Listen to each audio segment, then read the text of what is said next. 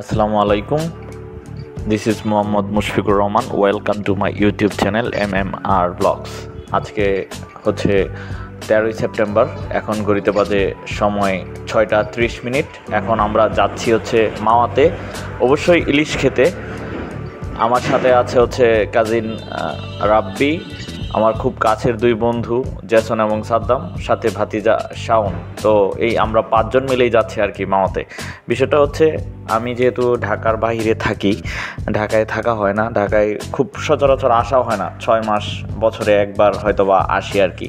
তো এর মধ্যে একদিন ভাতিজা শাওন আমাকে নক দিয়ে বললো যে, কি কাকা যাবি নাকি এতে ঢাকায়?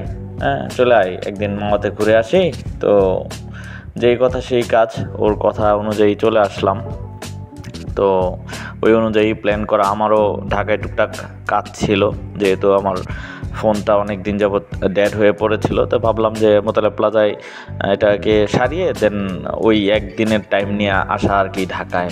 তো বিকেলের টাইমটা অন্তত দেওয়া যাবে আর কি সবার জন্য। হ্যাঁ, তো এখন আমরা মাওয়ার দিকে যাচ্ছি আর কি, তো সাথে থাকেন।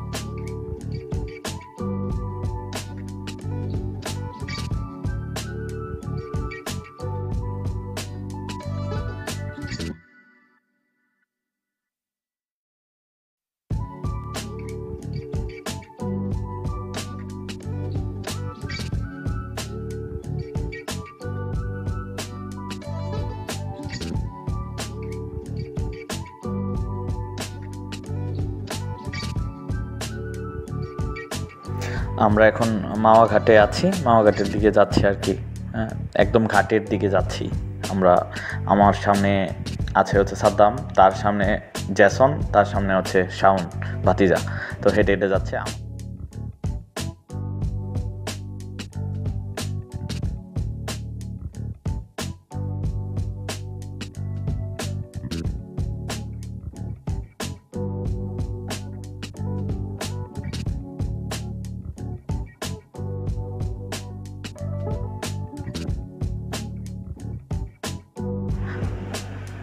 ইলিশের দর কষাকষি হচ্ছে। হ্যাঁ, এখানে হোটেল এর যে কর্মচারী আছেন উনি আমাদেরকে ইলিশ দেখাচ্ছেন। তো আমরা যেহেতু মানুষ 5জন, তো ওই অনুযায়ী আর কি একটা ইলিশ দেখা হচ্ছে, দাম দর করা হচ্ছে। মোটামুটি দেখে যে ভালো হয় সেটাই নেওয়া হবে ইনশাল্লাহ। এখানে আপনারা যদি আসেন তাহলে হোটেল ছাড়াও আপনারা এখানে মাছের আড়ত আছে, ওখান থেকে আপনারা ইলিশ নিতে পারেন চাইলে। যদি আপনি ওরকম কাউকে বলেন যে ভাই আমাকে শুধু পদ্মার ইলিশটাই, যেটা অরিজিনাল পদ্মার ইলিশ, হ্যাঁ ওইটা আমাকে দেন, হ্যাঁ দাম কোনো ম্যাটার না, তো আপনারা ভালো ইলিশ এবং পদ্মার ইলিশই আনতে পারবেন।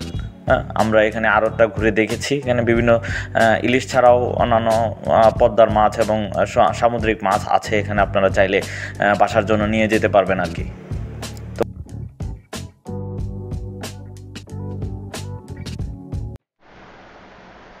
মাছ কোটা এবং ধোয়া শেষ, আমাদের সামনেই রাখা আছে। তো এখন হচ্ছে রান্নার পালা। আমরা সিরিয়ালে দাঁড়িয়ে আছি, আমাদের সিরিয়াল আসলে পরে আমাদেরগুলা রান্না হবে।